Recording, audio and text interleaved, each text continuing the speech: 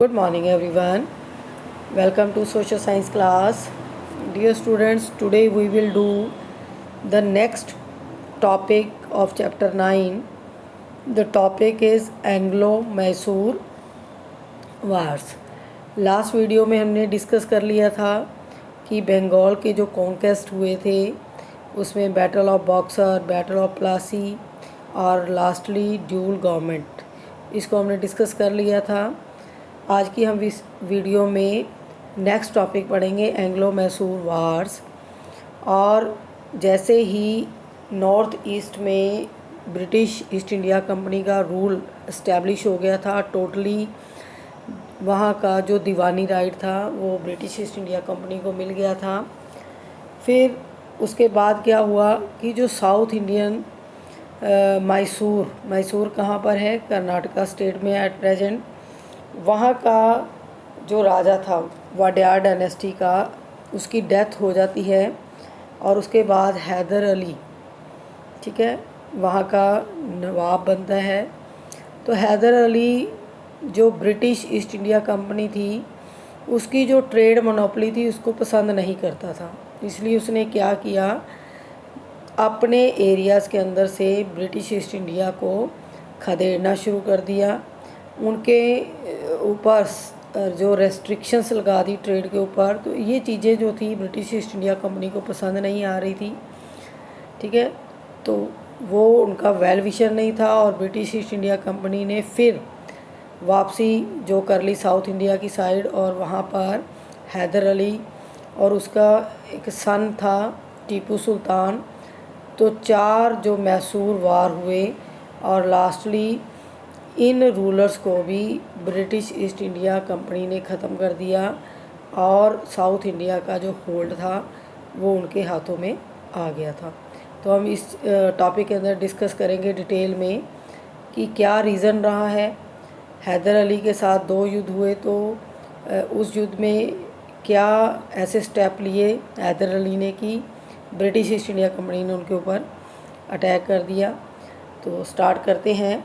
After the death of the Raja of Mysore of the Wadiyar dynasty in 1760, Wadiyar dynasty का एक राजा था, राजा नाम ही राजा है, राजा ऑफ मैसूर, उसकी डेथ हो जाती है। तो हैदर अली जो था वो वहाँ का रूलर बन जाता है, राजा बन जाता है मैसूर का। ही एक्सटेंडेड हिज टेरिटरीज, और रूलर बनने के बाद उसने अपनी एम्पायर को बढ़ाने के लिए क्या किया, स्टेप उठाए, और उसने बदनौर, सुंदरी, सेरा, कैनरा और घूटी, इन सब को सब्जुगेट क्या होता है, मर्ज कर लेना। Some parts of South India, तो ये कुछ पार्ट थे साउथ इंडिया के, इनको अपनी टेरिटरी के अंदर सब्जुगेट कर लिया था। At this time Warren Hastings faced stiff resistance from the Marathas in the north और हैदर अली इन मैसूर। और ब्रिटिश ईस्ट इंडिया कंपनी की का जो वारेन हेस्टिंग्स था, ठीक है, वो 1772 में इंडिया के अंदर आया था गवर्नर बन के। और मोस्टली जो गवर्नर्स जनरल होते थे वो 5 इयर्स के लिए अपॉइंटेड होते थे। जिनका कार्य अच्छा होता था उनका जो टाइम पीरियड था उसको एक्सटेंड कर देती थी ब्रिटिश ईस्ट इंडिया कंपनी। तो वारेन हेस्टिंग्स भी इंडिया के अंदर 5 इयर्स उसने काम किया, लेकिन उसको स्टिफ रेजिस्टेंस क्या होता है, विरोध, ठीक है, नॉर्थ में मराठाओं का विरोध का सामना करना पड़ रहा था और साउथ में हैदर अली जो था उसके ईस्ट इंडिया कंपनी के अगेंस्ट था। तो इसलिए मैसूर वार हुए। तो फर्स्ट एंग्लो मैसूर वार कब हुआ, 1767 से लेकर 69 के बीच में। तो 2 इयर्स जो है ये वार चला, first Anglo Mysore war. Hyder Ali gained some success even against the British and almost captured Madras. Starting में हैदर अली ने क्या किया, उसको सक्सेस मिल रही थी ब्रिटिश के अगेंस्ट, और लगभग उसने मद्रास को कैप्चर कर ही लिया था। कि क्या हुआ, इन 1767 निज़ाम, द मराठास और the English made a triple alliance, यानी कि हैदर अली भी ग्रेट वॉरियर था, ठीक है, उसकी जो युद्ध नीति थी बहुत अच्छी थी और वो हावी हो रहा था ब्रिटिश ईस्ट इंडिया कंपनी के ऊपर। लेकिन हैदर अली को हराने के लिए क्या किया अंग्रेज़ों ने, निज़ाम जो हैदराबाद का निज़ाम था, जो मराठास थे महाराष्ट्र के साइड, और इंग्लिश, इन तीनों में एक ट्रिपल अलाइंस हुआ, यानी कि तीनों गुटों के अंदर एक संधि हुई। किसके अगेंस्ट ये अलाइंस हुआ? हैदर अली के अगेंस्ट, जो मैसूर का राजा था। और they were jealous of his increasing power, क्योंकि जो इंग्लिश थे वो साउथ इंडिया के अंदर हैदर अली की जो पावर बढ़ रही थी, उसकी पावर से वो डर रहे थे, जेलसी करते थे। But Hyder Ali beat the English at their own game by making peace with Marathas and luring the Nizam with territorial gains.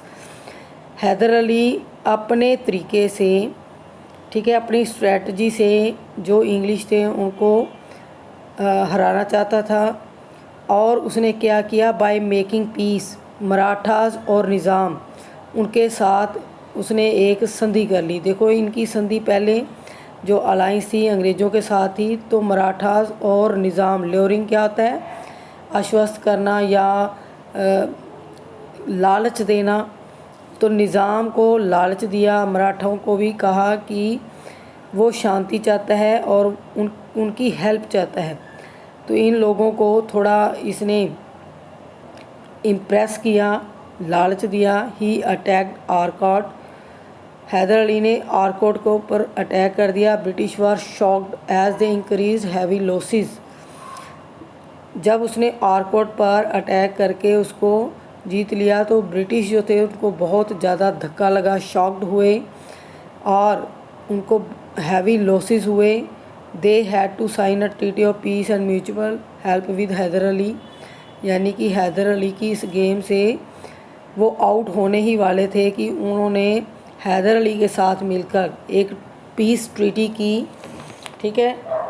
और फर्स्ट जो एंग्लो मैसूर वार था वो हैदर अली की फेवर में गया और एक ट्रीटी के साथ उस युद्ध का अंत हो गया। अब देखो नेक्स्ट है second Anglo Mysore war. In 1780 English wanted to attack the French at Mahe. अब जो हैदर अली थे या मैसूर के शासक थे, वो हमेशा उनको सपोर्ट मिली थी फ्रेंच ईस्ट इंडिया कंपनी की, ठीक है। तो 1780 में क्या हुआ? English wanted to attack the French, यानी कि उनकी जो माही एक पोर्ट थी, इंग्लिश क्या चाहते थे, यानी कि ब्रिटिश ईस्ट इंडिया कंपनी उस माही को अपने कंट्रोल में लेना चाहती थी। और ये कहाँ पर था? Situated on the west coast of Mysore, Mysore की वेस्ट कोस्ट, यानी कि ये पोर्ट था तो वहाँ पर सिचुएटेड था। Hyder Ali did not permit it, Hyder Ali ने इस चीज़ की परमिशन नहीं दी कि इंग्लिश जो थे वो माही के ऊपर कब्जा करते। देयरफॉर जो इंग्लिश थे declared war against Hyder Ali and his alliance. तो हैदर अली के अगेंस्ट उन्होंने युद्ध की घोषणा कर दी। और अलायंस किसके साथ दोबारा किया? निज़ाम और मराठास के साथ। Hyder Ali captured Arcot by defeating the English army. Hyder Ali captured Arcot by defeating the English army. British broke the alliances.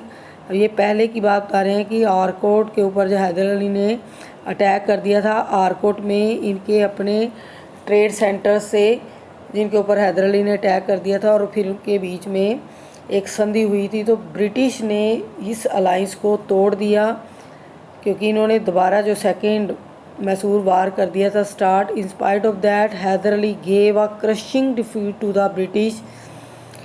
अब इसमें भी हैदर अली ने जो था बहुत बुरी तरीके से ब्रिटिश को डिफीट किया था, क्रश कर दिया था उनकी सेना को। Hyder Ali died but his sun.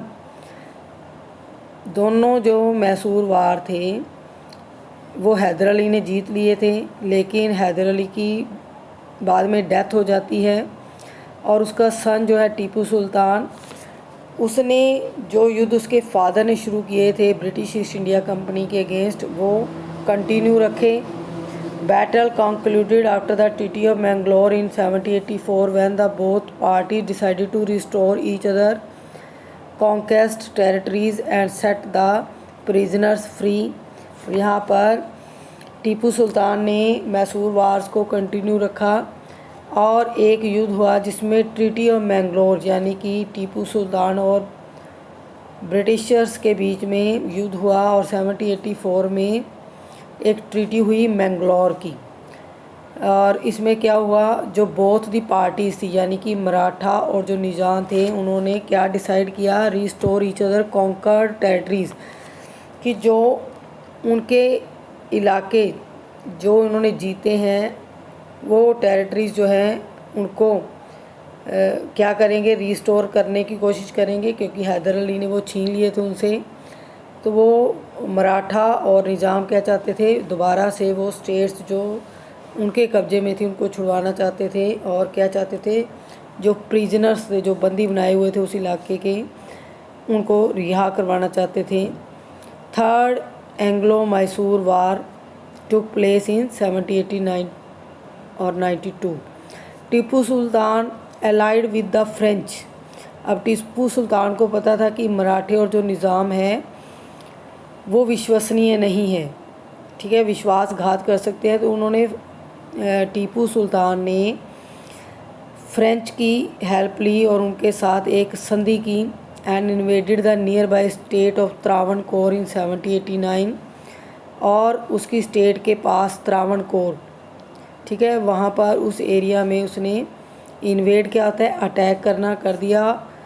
Which was a British ally, यहाँ पर भी किनका कंट्रोल था, ब्रिटिश ईस्ट इंडिया कंपनी का। British were already looking for an excuse to crush Tipu's power. British लोग भी टीपू सुल्तान की पावर को क्रश करना चाहते थे। Hence a war started between the to.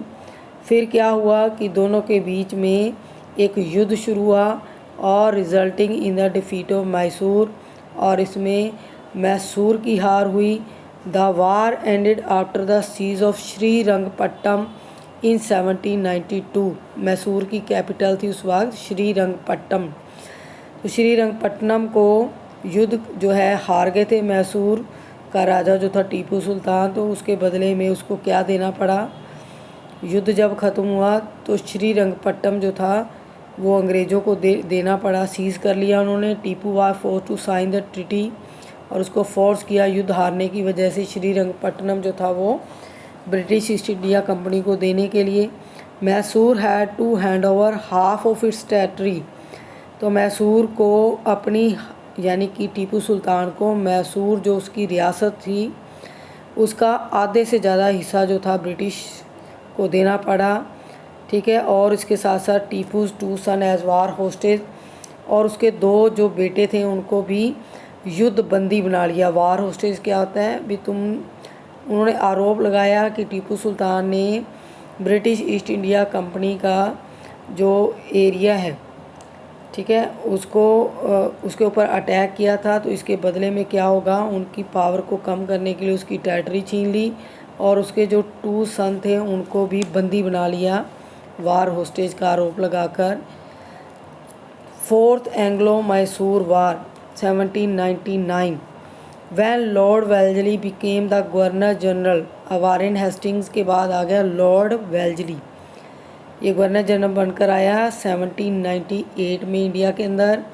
Tipu Sultan से अलाइसेंस विद द फ्रेंच, और जो टीपू सुल्तान का गठबंधन था फ्रेंच ईस्ट इंडिया कंपनी के साथ, तो लॉर्ड वेल्जली को वो क्या दिखाई दे रहा था, seen as a threat to East India company, कि अगर इनकी आपस में ऐसे ही मित्रता रही तो ईस्ट इंडिया कंपनी को ख़तरा हो सकता है इंडिया के अंदर।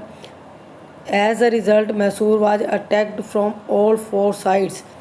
अब मैसूर को चारों तरफ से, ठीक है, घेर लिया, और उसके ऊपर लॉर्ड वेल्जली ने अटैक कर दिया। द निज़ाम ऑफ हैदराबाद, इनको भी अपने साथ मिला लिया, मराठा जो थे उनको भी, और एक इन्वेशन from the north and the British attack from the south. North side से निज़ाम, ठीक है, और मराठास ने अटैक कर दिया, और साउथ साइड से ब्रिटिश ईस्ट इंडिया कंपनी ने अटैक कर दिया, साउथ ईस्ट और वेस्ट।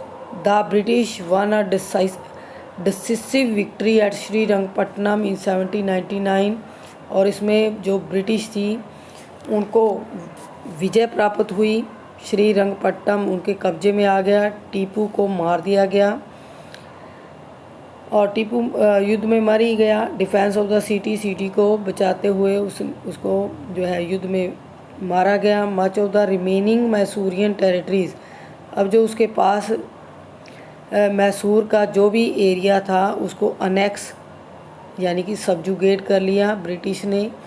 और निज़ाम और मराठास को भी कुछ हिस्सा जो था जो उनकी टेरिटरीज़ के पास पड़ता था, ब्रिटिश ईस्ट इंडिया कंपनी ने उनको हेल्प के बदले गिफ्ट के रूप में कुछ एरियाज़ दिए।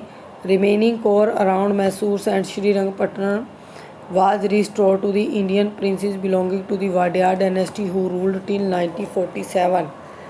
और कुछ हिस्सा वाडियार डायनेस्टी का जो रियल रूलर था, क्योंकि वाडियार डायनेस्टी का जो राजा था उसकी डेथ हो जाती है तो उसकी फैमिली से कोई राजा नहीं बनता है। हैदर अली जो उसका सपोर्टर था, ठीक है, सेनापति था, उसने गद्दी संभाल ली थी। तो यहाँ पर ब्रिटिश ईस्ट इंडिया कंपनी ने जब श्रीरंगपट्टनम को जीत लिया तो पुराना जो राजवंश था वाडियार डायनेस्टी उसके एक प्रिंस को, राजकुमार को गद्दी दे दी और 1947 तक वहाँ पर किसका ही राज रहा, वाडियार डायनेस्टी का। यहाँ पर हम मैप देख सकते हैं, ठीक है। यहाँ पर देखो निज़ाम टेरिटरी है, इससे ऊपर मराठा से ये मैसूर है, ठीक है। ये टेरिटरीज छीन ली गई थी यहाँ से। देखो कुछ कुछ एरियाज जो हैं ये दिखाए हुए हैं। ये अंग्रेज़ों को जैसे ही वो युद्ध जीते थे, युद्ध के बदले में उनको ये एरियाज़ मिल जाते थे। लास्टली क्या हुआ, पूरी तरह से टीपू सुल्तान हार गया 1799 में और उसकी डेथ हो जाती है और पूरा एरिया सीज़ कर लिया जाता है। नेक्स्ट टॉपिक जो है हम नेक्स्ट वीडियो में डिस्कस करेंगे। Till then good bye.